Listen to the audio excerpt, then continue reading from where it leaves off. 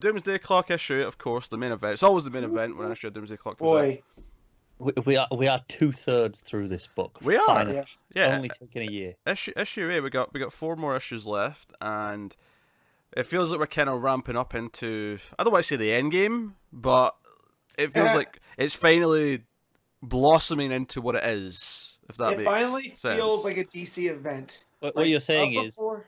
finally we see Superman. We do see Superman in a extended capacity. He is the main character of this issue. There's no doubt that he is the focus. Yeah, Beyond that tease at the end of the first issue, Yes. we're finally back. Oh, there was a glimpse of him in Daily Planet at one point. I mean, properly. Sure, like but- Superman himself. Like, this is the first time we've seen him in the full costume, doing stuff. Like, Yep. because and outside of Batman, it's really just been the Watchmen characters up till now, And here was the first time that we really just focused on the goings on Yeah. in the DC. Oh, unless you're counting like Johnny Thunder and Saturn Girl is. Well, yeah, but they were still sharing that story with Mime and Marionette. This Sure. had none of those characters pop up. For that issue that we had of Mime and Marionette and their origin, this is almost like the counterbalance to that, to where it's mainly focused on our characters, not so much the Watchmen. Yeah. So we typically go through these Doomsday Clock issues, kind of just scene by scene. No reason to change that formula now. So it bookends neatly with Ozymandias. Yep. And he's looking at a book and he's saying, yes, that one will do nicely. Which obviously we'll come back to at the end, because it's just kind of, it's on its own, it's completely isolated here. And you're like, okay, what's the context of this? What does he mean? This one will do nicely. Who's he talking about? Is he talking about Superman? Is he talking about someone else? I think he's talking about someone else, given where we go at the end. But, worth mentioning. So we got Lois and Clark at Daily Planet. I feel like there's a really important thematic thing here with Lois not wanting to drink Kool-Aid. Is that just me? No. No. That is, and it's funny because of how they put it. Is I would pick Lois for a coffee drinker, but she requested orange juice, right? And they were all out of orange juice, so Jimmy brings her orange Kool-Aid. She's trying to be healthy. Yeah, Lois strikes me as a person who drank far too much coffee, and her doctor told her in no uncertain terms, you need to quit. Yeah, but even then, she would have switched to tea. She's still going to get some type of caffeine content. I mean, yeah. So, but no, that was, I picked up on that because I read this one twice. So that was something that I picked up on the second time through. Yeah, and it's worth noting, obviously, the article they're looking at, the breaking at the White House, which is where Ozymandias was in that first scene. Where, we didn't mention that. So I think the other thing here is that she takes a sip of the Kool-Aid and goes, oh, Kool-Aid, and then doesn't take the letter, the package that was sent, before. She takes it later, of course, but I think there's a small thematic touch there of when she drank the Kool-Aid and obviously drinking the Kool-Aid is just obviously a common metaphor now for buying into the overall, facade. So, I think there's some thematic things here. It maybe implies that Lois is the one who's going to sort of kind of break the case later. Yeah. I'd be disappointed if she doesn't. I think been kind of expecting that since the stuff got sent to her. Yeah, no, it makes sense. Makes a lot of sense. So basically, Firestorm's in Russia. They're seeing this in the news. We kind of cut back and forth from them watching and what's going on. Firestorm is battling some Russian metas, and it ends in this catastrophic event where he gets so overwhelmed that he kind of just erupts with his powers and turns the entire angry mob into glass. So we have all these glass people. And it's super important to know, because people might not be familiar with Firestorm. He can't transmute organic matter, so he can change things from different elements, but he can't do it to people. Yeah. And so the fact that he lost it and erupted and turned everybody to glass, and even he's confused by this. Like, why did this happen? And he's shocked. He flies off in complete and utter disarray. But what I like too is seeing the Russian heroes and how, even though they're, we see them as tools for that government and stuff. That's kind of how the back matter set them up. they are trying to handle Firestorm as delicately as possible, because they have what's his name from Aquaman's team. He's at the Vostok. Yeah. He's like, let's bring him in as nice as possible, basically. And the Russian Flash goes up there, but it's Negative Woman when she sees one of them get hurt that she loses it, and it's a tinderbox. Yeah, I like how, because Clark and Lois halfway through this are like, Perry's already saying, who's going to Russia to cover this? Yep. And they're like, yeah, we're going. But once he turns everyone to glass and he flies off, that's when Clark just says, no, screw this. I'm flying off early. Yeah. I need to go deal with this. But he doesn't go to Russia. No, he goes to where he thinks Firestorm might have ran to when he flew off, which is Kandak. Finally. Finally. Finally, Shazam has come back to Kandak. Okay. No, they've been teasing this. Well done, sir. Thank you, Well Matt. done, sir. They've been teasing this stuff with Kandak and Black Adam for so long now in this book that I'm like, finally we're going to get to it. So we know John's getting his own line after Doomsday Clock's done, or even probably before then because of the shipping delays and whatnot. I feel this is him putting to bed a lot of his older themes from things that we've seen, and especially here with just having read John's Hawkman and the crossover with JSA about how Black Adam got control of Kahndaq. Yeah. And here, those rules are still apply. Like, he can't leave. He has to stay in Kahndaq. So that's why it's become the sanctuary for people. Like, we'll take everybody. And I just like that even if you've never read that story, it fits here. But if you have read the story, surprisingly benevolent ruler for his people. Yeah. Which is we shouldn't say surprising because that was always his thing. Is he was a hero. He just got tempted by power. It's surprising in this if you're not like too familiar with him and you go, oh, he's evil Shazam. We hear the name Black Adam. You're like, but he's not totally evil. No, he's more like Shazam's Zod in that he has somewhat noble-ish intentions depending on where he is, but he goes about in evil means and gets corrupted by the power. It's not exactly Zod. I'm not saying it's a perfect comparison, but there's just in terms of how Zod's not completely 100% just for evil. Yeah. No, it's why Black Adam's such an interesting villain. Yeah. I just want to say I love the 3 panels when Superman arrives in Kahndaq where he sees Giganta. It's like the shadow on his face, and then that shot looking up at her. I really like those panels. He's in wonder. Yeah. Superman never gets to be in wonder, but the fact that he is here, it's such a nice touch. Yeah. And then we find out about Sandstorm, who earlier in the story we had heard about rescuing a bunch of people from Syria, and you come to find out that it's not just a hero; it's a kid, whose power is manifested during this, hugely traumatic event. Which is actually neat that it's with Black Adam because it's obviously a very Shazam-esque idea that it's a kid who's actually underneath the powers. So this is kind of a neat touch. Who then in turn becomes in wonder, has this wonderment of Superman. Yeah, as you'd expect. Yeah. Everyone still respects Superman, as we've established. Yeah. I don't want to keep going back to the art in these scenes, but I also want to talk about the page where he goes in to meet Black Adam, and it's like Black Adam's on the throne. I think every panel on that page is beautiful, and I think what I love about it is that it makes Black Adam and Superman feel like equals. And I feel like one of the things that happens in comics sometimes is that some characters who should be treated like they're equals to some of the big dogs get kind of just forgotten and like relegated to like C books and B books and stuff. And I feel like Black Adam should be up there with some of the big villains. He's often overlooked, though. Yeah, but it's you could almost argue he's more interesting than Shazam, just because of his history. Yeah.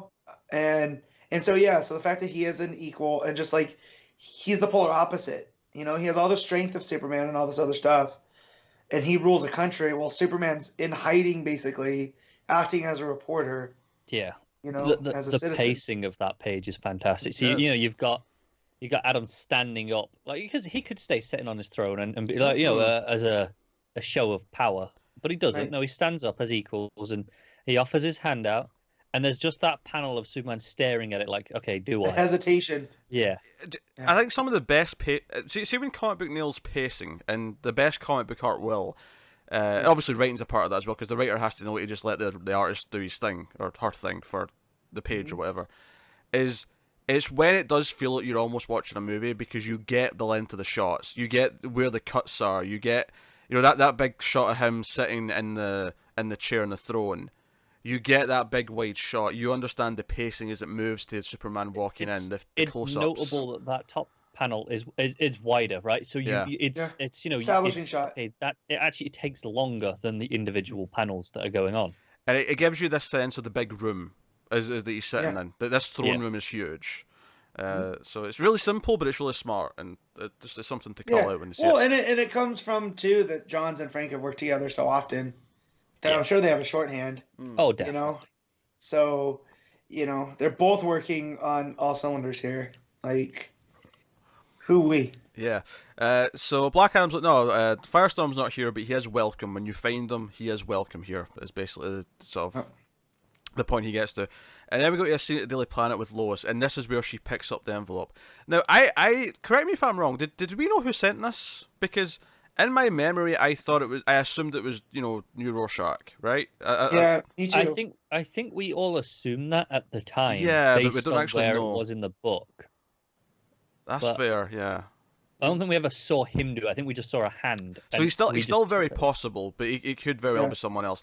So Lois picks up the envelope, there's a USB stick in there, and she puts it in as a video file of the JSA. And you get like the old black and white. When you guys read this, did you read it in the old serial voice? Yes. Yes. Because I did.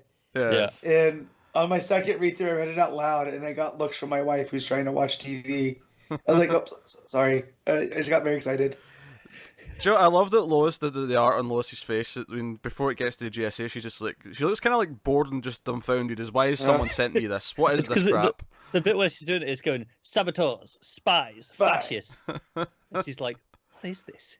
But then you see that panel of the GSA. You're like, oh my god, it's the classic GSA team. Oh, we're failing. We're doing it. We're doing it.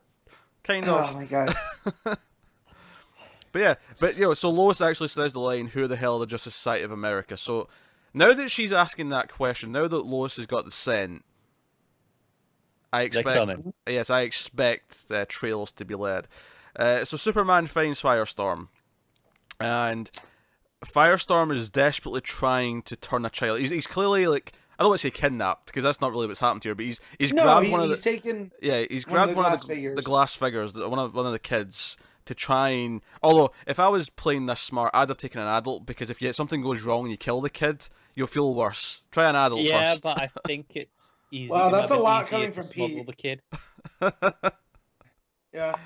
But yeah, so Superman comes in and he's trying, and what I think this is one of the best scenes in the book, in the sense that, in terms of displaying Superman as a character, because Superman here quickly understands that he's trying to fix it. He didn't mean to do it in the first place. He's trying to fix it, and then encourages him and inspires him to try again and ultimately succeed. And that feels, it's like Superman's influence just helps. It does nothing but helps in this scene, which is obviously the contrast of what's coming up later when he goes to Russia to try and smooth things over on a more political scale. Yeah. So I really like that, and it feels quite heartwarming when it works. And there's again, talk about pacing. There's build up to him trying it again, and then the kid comes back, and it's just a really nice, like, heartwarming moment. And this is how great Frank is with the expressions, because there's those expressions with Superman. It's like, no, I know you can do it.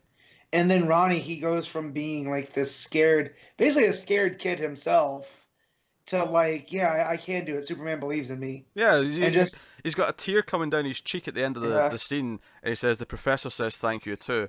More on the professor later. I have thoughts. Just another touch on the art. I thought about it earlier as well. You see it when he was next to Giganna. Just the cape when he stood still from behind. The way it just flows, he draws it so well. Like, I know that's like one of those weird things, but I feel like it's always so static. Yeah. When he's just stood there, it's just draped down behind him, and that's it. It's just like a rectangle at the back. But no, the way Frank does it is it's got this flow to it still. Yeah. Also the creeper, that page reminded me that the creeper being there. Yeah. He was in Syria, right? When he went missing, because he was the reporter that was held hostage. Yes. Yeah. Okay. I was reminding because when Creeper showed up, I forgot why he was there, and then it just. Gary Frank draws Superman's cape like if you're making a movie and you always have like a fan or just off the side of the stage just to make sure there's always a bit of flow to the cape. That's what he's thinking when he's doing it. He's like, no, there's always a bit of a draft, just so there's enough. It's not quite alive like Doctor Strange's cape, but it's barely moving.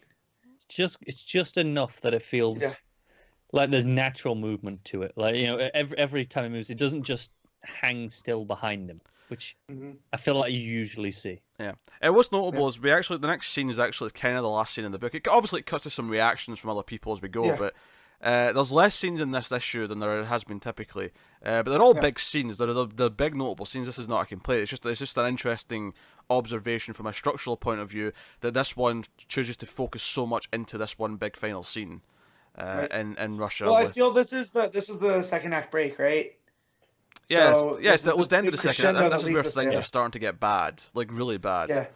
Yeah. Because Superman ends up looking kind of bad here, and it's obviously not to us. We know what he's doing, we understand what he's doing, but publicly on the media, this is what it looks like.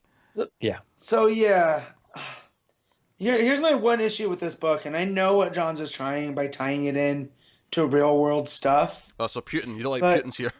Yeah, like using real political figures, I feel like. Yeah, I was going to mention it earlier actually. When Black Adam mentions that it was the Assad in Syria. Yeah. So like you can mention like the Syrian civil war and stuff still, and I don't feel like he had to mention them by name, right? He could have just said things, because now it becomes this hornet's nest of real life where not everything's black and white. And I know, again, that's what he's going for.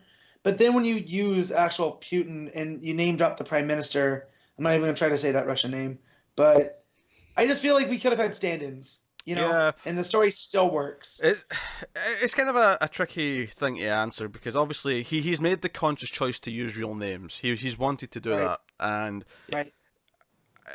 I think you can respect what he's trying to do with that, but at the same time you may ultimately just think, well, I'd rather it was just, it's DC Comics, I'd rather it would just be, as much as it's hitting real world points and it's thematically connecting to the real world, you'd rather it maybe just use other things. Especially since, we're dealing with Metropolis and Gotham and Central City. And see, the problem is that it begs the question if we got Putin, who's in the White House? Which obviously, we saw the White House at the start of this, and it looked subtly decorated, shall we say? So definitely, yeah. But yeah, so that's what I mean. Is I always prefer when it's not like it's Marvel where they can do that because it's such based in the real world. It's New York. I guess the other argument is that since the original Watchmen did have Nixon, mentioned so heavily. But it was also an alternate history. Yeah, it was. It's on a different world. Yeah, but it did use real names. It did use elements that maybe that's why Johns felt it'd be weird to not use the real names now. Well, yeah, and I get that too, but it also kind of comes off a little clumsy hearing these real world names. Maybe clumsy is not the right word. It feels off. And then literally seeing Putin there at the end. Interestingly, Russia has a law where anything that depicts Putin has to be reviewed by them in advance of it coming out. So this book actually leaked early online because they had to send the copy to Russia to I did not see that. Yes, they've approved it anyway, though, clearly. Yeah. I read about it on a forum, so I assume it's true. It sounds true. It sounds like something you'd have to do. Yeah. But hey, so I mean, to be fair, he doesn't come off there, that and someone else is going to try that, and it's oh my god, oh boy. So Putin's giving a press conference about get after metas and Firestorm and big manhunts especially and all that. And Superman shows up, and as we've seen, the world kind of still respects Superman, and I think that's what's heartbreaking about this issue is that it's destroying that. That's kind of what this is that it's taking that and ruining it, and it's no longer going to be true. So Superman tries to make his peace, and this is when Batman, who's just flying around in his Batwing, just being Batman, doing what he does, turns on his I don't even know if it's a communicator. I think he's just broadcasting in a frequency that only Superman can hear. The classic just go at that frequency that no one else can hear.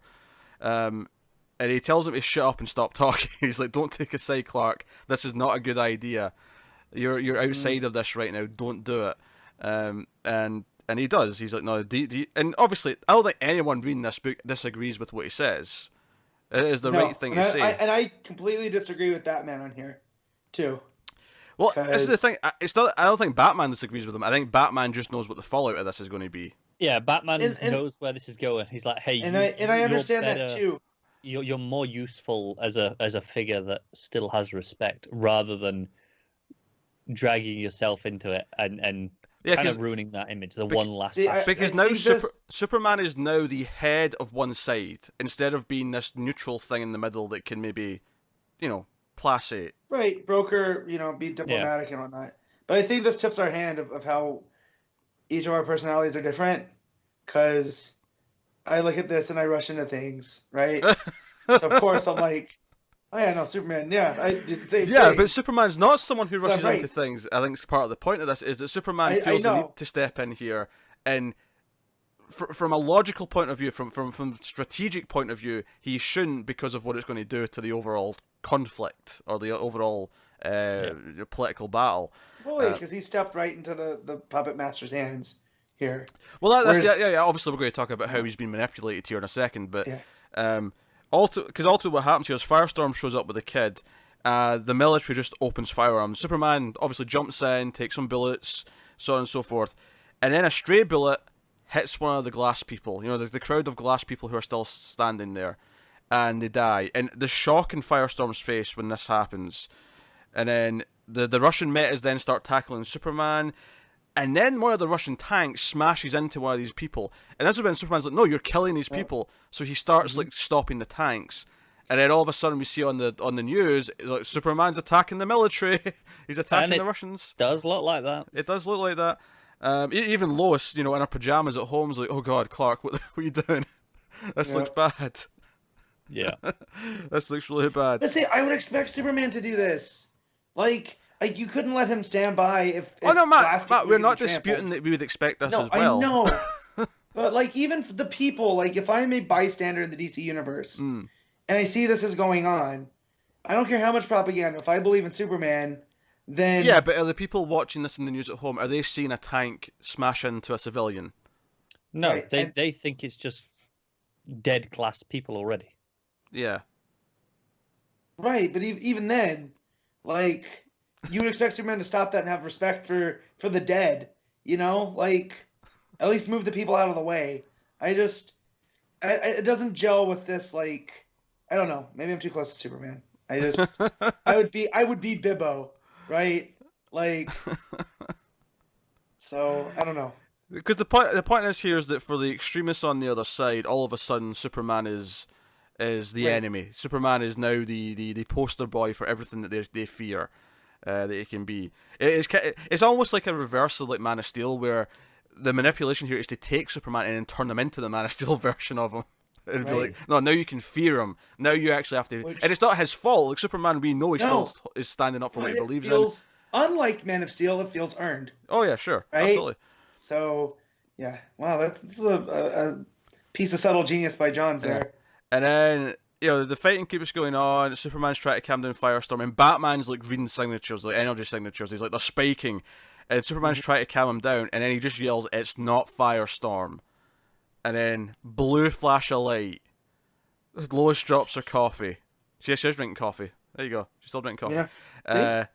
And then the final thing we see is Ozymandias watching a bunch of screens and saying, "It begins."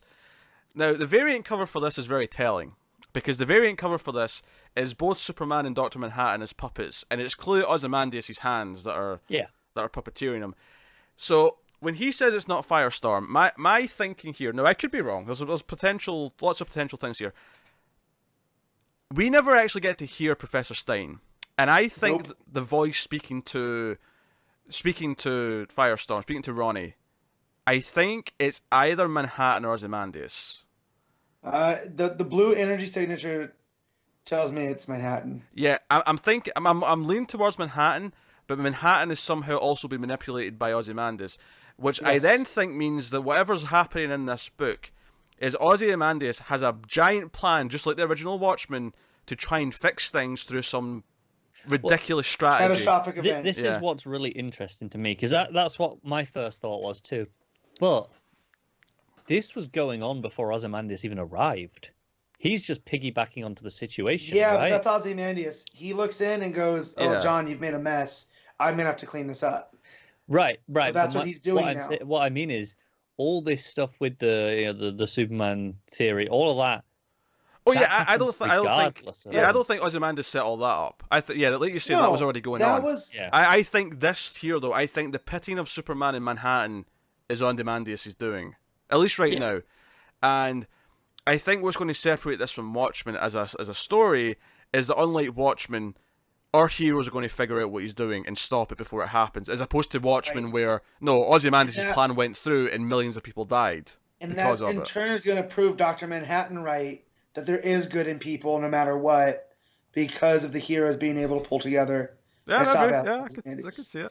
That's what I think. So this whole pitting Manhattan against Superman, I feel it's like the selling point, but by the end they're going to be teamed up. Which in a really sad way though, like what if that is actually Ozymandias' plan, and if this happens and Manhattan does see the good in people because Superman and Co stop him or stop Ozymandias, is that Ozymandias' plan all along, and that'll be like him succeeding? That's his redemption. Because this is the thing. Why is he pitting them against each other? Right? You know, what game does he have to pit these two most powerful beings against each other? Well, the way that I see the story is that we know Manhattan showed up around the 40s, right? And he wiped out the Justice Society just to kind of see what would happen in this world. That the Justice Society had changed things. Yeah. Because remember, there's that whole I moved his lantern. Yeah. And stuff. So, and the fact that we still get to the point where there's these heroes running around. And it's almost like without the Justice Society showing up in World War II, it changed history to create this tinderbox that's there now with the different metahumans across the world. Yeah. And, versus the very first thing we ever said about this book is the idea, back when like Rebirth issue 1 came out, is that the whole idea of fighting Manhattan and fighting Watchmen characters would be like the idea of fighting cynicism in comics. So, convincing Manhattan that there is good, and he will willingly bring the elements back and fix the world because he's been convinced, is kind of ultimately, fighting cynicism, right? That's like, no, we prove to you that there is hope and there's reasons to believe in these things. Right. And if this is Ozymandias' goal, right, like to make, he is maybe the most cynical bastard of all. Yeah, but if what he learned from his fallout and his you think he actually learned something? Yes, and this is him. Okay. Through his redemption, he learns now that he has to be the fall guy. Because remember, it only came out what he did because of Rorschach's journal. Yeah. He didn't account for Rorschach's journal. And so now he gets to redeem himself, and that means him taking responsibility for all of this when it's done.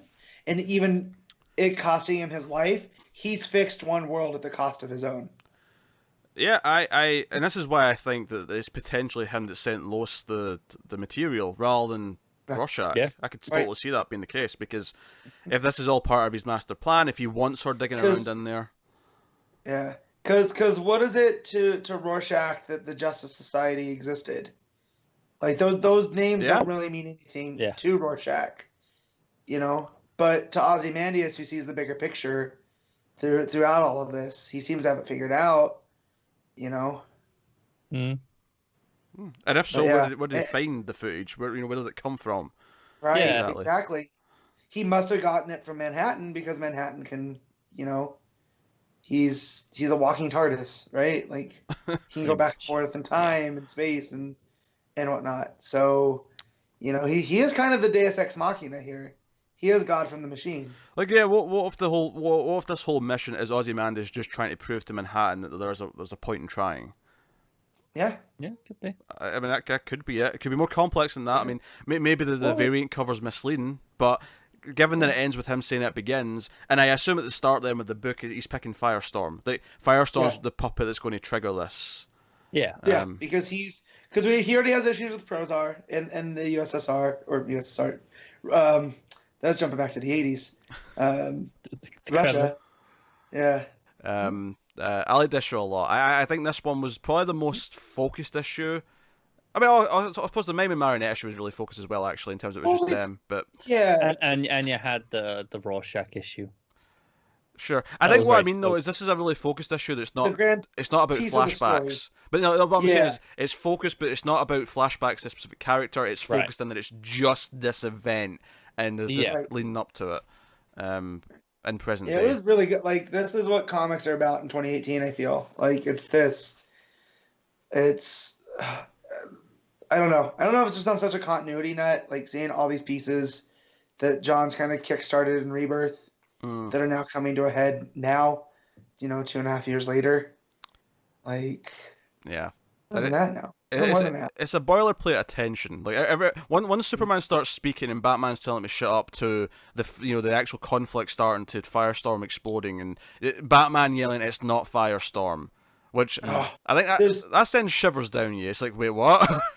There's two moments that I heard clear as day, and one is Black Adam calling Superman just a glorified firefighter. Like, I was like, oh man, he's not wrong. And then it's not Firestorm. Like, I still that's goosebumps inducing. Yeah. Which makes me wonder, like, this explosion, we don't really get to see a lot of the effect. We see the TVs get turned off and whatnot, but the signal drops out. But did this just blow up the entire city? How big was this? Yeah. Moscow. Moscow. Moscow. Moscow. Moscow. What a weird wrap up to Doomsday Clock. But yeah, 4 issues left, 2/3 in, and we have 4 issues left. We will be done by the start of the summer, assuming there's no more delays. We will be done by the end of the year. It's not going to be delayed that much. Oh, I don't know. To be fair, this issue was delayed 1 week. Other than that, since it went, every other month, it's not actually. Yeah, it's not actually been that bad. I know. I'm just not feeling that optimistic about it coming out as regular as it should. Okay. I think we'll be okay. I could see. I mean, because this one was pushed a week, does that mean they all get pushed a week now? Because knock-on effect. I don't think so. No, Is week 1 better for it than week 4? It is in terms of how many books we have. Then yes, I hope it does. But it kicks the week off right, or the month off right, too. Like. Anyway, that's Doomsday Clock. Matt, rate Doomsday Clock out of 10. It's a 10. Connor. 8.5. 8.5. This is a bit harsh. What the hell? 8.5 is in no way harsh. It is beyond great. After Matt's 10. Well, Matt just highballed it. So yeah, my rating of the book, I am going with a 9.5. Is close to a perfect issue for me. Close. Matt gives out his 10. Matt's a bit of a rating slut, but I like to be told. I can't remember the last time he gave out a 10. For like 2 weeks ago. Was it?